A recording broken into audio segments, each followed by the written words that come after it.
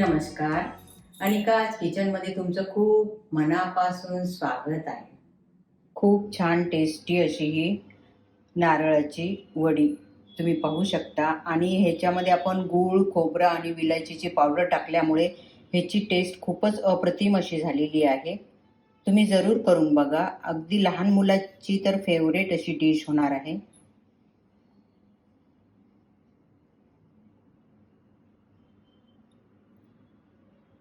ओलं नारळ घेतलेलं आहे आणि ह्याच्या पाठीमागचा भाग आपण छिलनीने सर्व काढून घेतलेला आहे ह्या प्रकारे. आणि सर्व आपण हे छिलनीने काढून घ्यायचं किंवा नारळ खोवून जरी घेतलं तरी चालेल. आणि हे मिक्सरमध्ये तुकडे करून टाकले आहे. आपण ह्याला बारीक वाटून घेऊ. मिक्सरमध्ये आता हे बारीक झालेलं आहे. तुम्ही पाहू शकता. खूप मस्त पांढरा शुभ्र असा हा. गॅसवर पॅन ठेवला आहे आणि त्याच्यामध्ये पाऊण कप मी गूळ घालत आहे. ही गूळ पावडर आहे. तुमच्याजवळ गूळ पावडर नसेल तर गूळ किसून घातला तरी चालेल. पाऊण कप घालायचा आहे. नंतर याच्यामध्ये आपण गूळ बुडेपर्यंत पाणी घालायचं आहे. आता हा गुळाचा पाक झालेला आहे. हा शिजायला लागला आहे. आपण आता चेक करू. एक तारी पाक आला पाहिजे. याला अजून तार येत नाही आहे. आपण याला आणखी एक 2-3 मिनटं शिजून घेऊ. पाक झाला आहे का आपण चेक करू.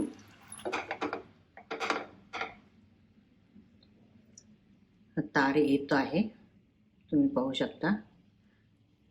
आता ह्या स्टेजला आपण हा 1 कप जो नारळ मिक्सरला बारीक करून घेतला होता तो याच्यामध्ये घालून घ्यायचा आहे आणि छान मिक्स करून घ्यायचा.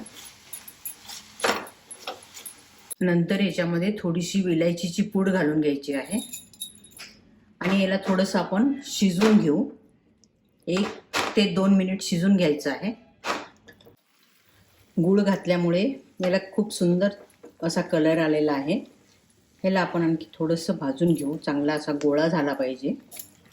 एक स्टीलची प्लेट घेतली आहे आणि त्याला तूप टाकून घेतलं आहे आणि ब्रशनी आपण हे सर्व बाजूने फिरून घ्यायचं आहे. असं पूर्ण प्लेटला आपण ग्रीस करून घेतलेलं आहे. हे छान आता झालेलं आहे. तुम्ही पाहू शकता. छान असा गोळा होत आहे. आणि आता हे मिश्रण आपण तूप लावलेल्या प्लेटवर काढून घ्यायचं आहे. ह्या तूप लावलेल्या प्लेटवर आपण हे मिश्रण काढून घ्यायचं आहे.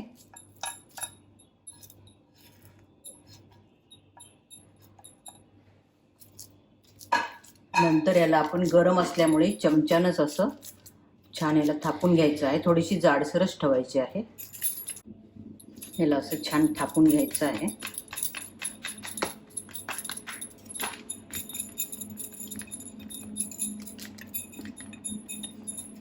आपण याला थोडंसं चौकोनी आकार देऊ म्हणजे वड्या कापायला बरं पडेल.